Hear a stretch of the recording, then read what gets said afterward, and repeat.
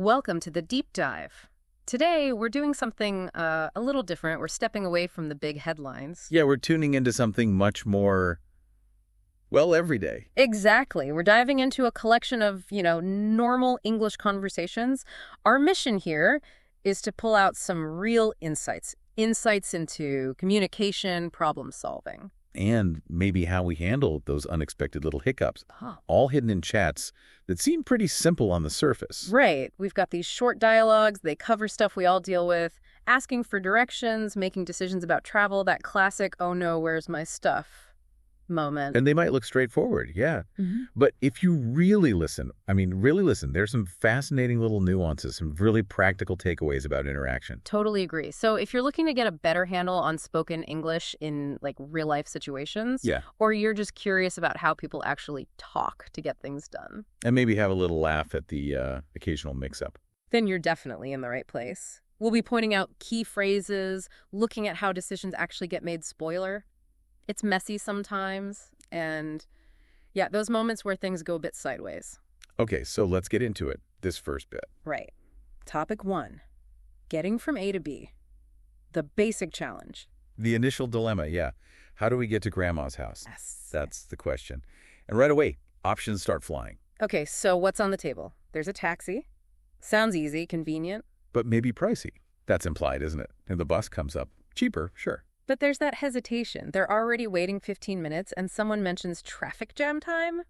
So unreliable. Possibly. And it's interesting how quickly walking gets shot down. It's only 7 kilometers. Off the reaction is just, are you serious?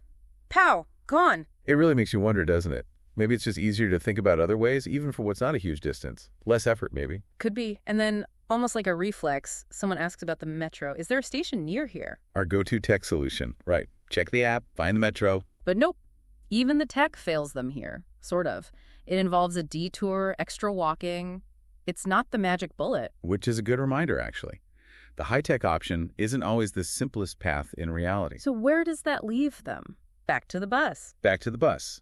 Despite the worries about traffic and waiting, it ends up being called the easiest option. Probably just weighing it all up, Cost, effort, the hassle of the metro detour. The bus wins by default almost. It seems like a very pragmatic choice in that moment. Right, so they decide on the bus. Okay, so they finally get on the bus, journey underway. But this is where things take a little detour, an unexpected meeting. Yes, exactly. Topic 2. This encounter with Ella and Zoe, they're tourists, right? Yeah, they establish that pretty quickly. And it all starts with a comment about a flower pot. The flower pot. It seems minor at first, but this becomes, well, kind of central to the whole story, doesn't it? It really does. And we learn it's not just any old pot. Mom grew the flowers. It's a gift for Grandma, so there's emotional significance there. Definitely adds weight to it. And then you see this very typical, helpful interaction unfold.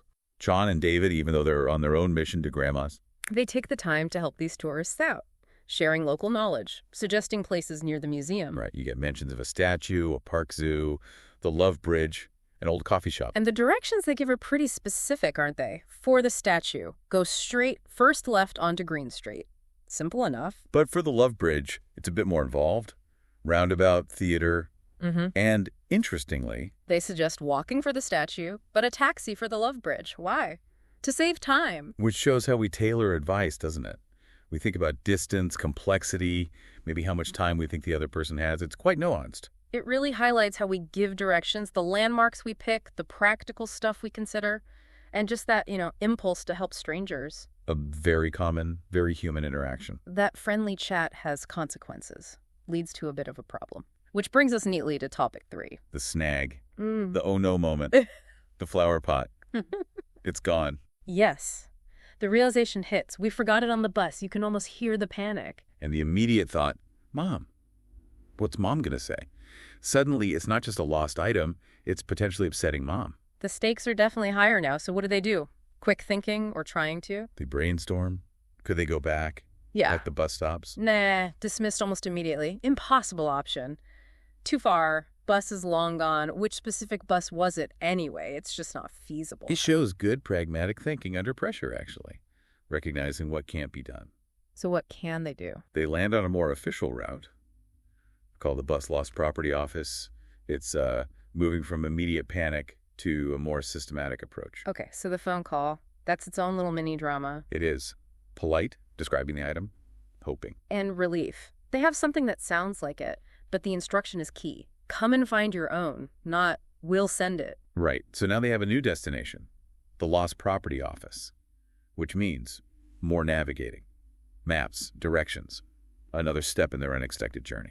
This whole sequence, it really shows how we shift gears, right? From just traveling to problem solving, using communication to try and fix things. Absolutely. Adapting to the unexpected, it requires clear communication, keeping your head somewhat cool. And maybe a bit of luck.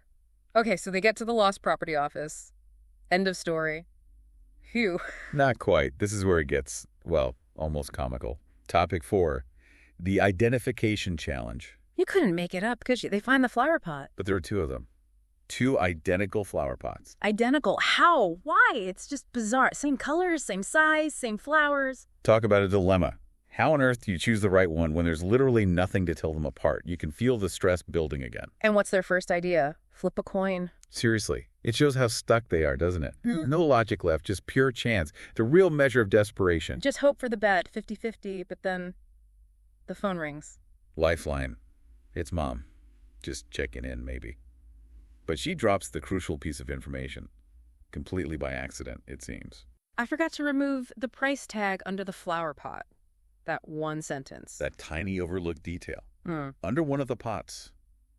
Suddenly, there's a difference, a hidden one. Oh, the relief. You can just imagine it. Thank God. Crisis averted by the smallest thing. A forgotten price tag. Amazing. It really makes you think about how often tiny details matter, or how a bit of luck or information coming from somewhere unexpected can solve a problem. We almost miss that. Totally. A near miss averted by sheer chance and a forgotten sticker. Incredible. So, pot retrieved. The correct pot. Thanks to Mom. Which finally brings us back around. Topic 5, the final push to Grandma's, and maybe some bigger lessons. Right.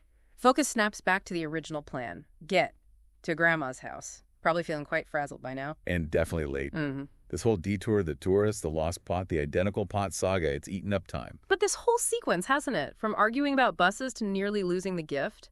It's such a perfect little capsule of everyday life. It's often not straightforward. Not at all. Simple tasks get complicated. You need to adapt, think on your feet. And communicate.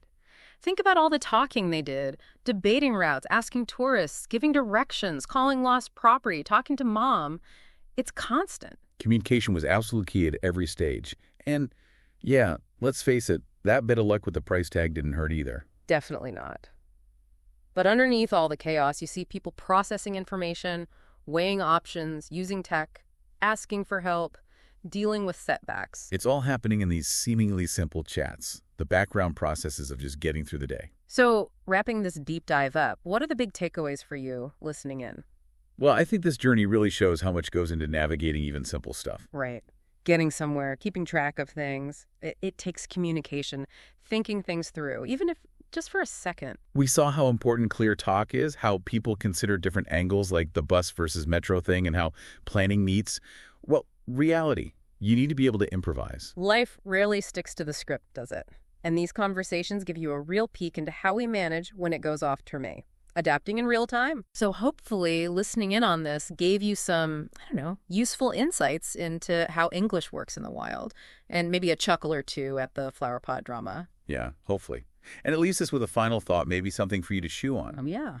Think about a time you had a simple plan, getting somewhere, doing something straightforward, but then it just didn't go smoothly. It turned into its own little adventure, maybe a frustrating one at the time. Okay. What were the key moments, the decisions you had to make? What did you actually learn from that unexpected detour? Maybe the best lessons, the most interesting stories are hiding right there in those ordinary, slightly chaotic moments.